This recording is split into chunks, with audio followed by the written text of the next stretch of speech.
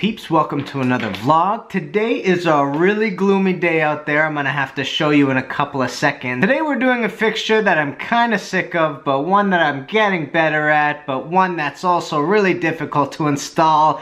I think you already know what I'm talking about.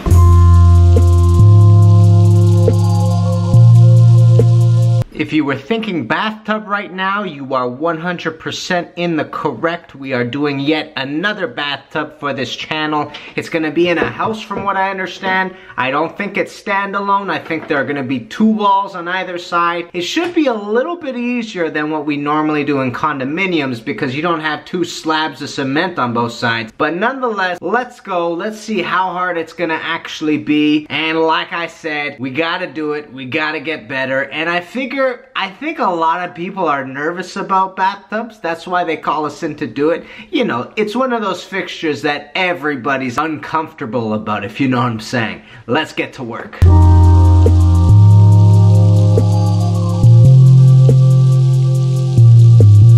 Peeps, if you haven't already done so, you know what to do, baby. Did I mention it's gloomy outside? Check this out.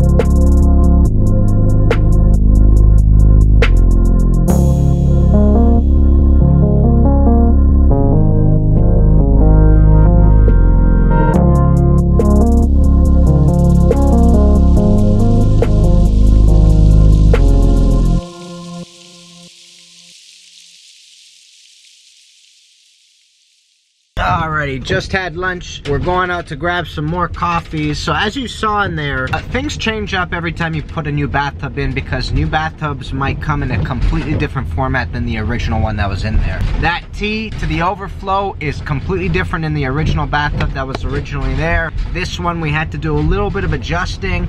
Fortunately, it wasn't that hard of a time actually. We seemed to find a really easier way to just install this one in a timely manner. It didn't take too much time. So I'm gonna go grab some steep teas and then we're gonna come back, install the shower control valve. Let's get to it.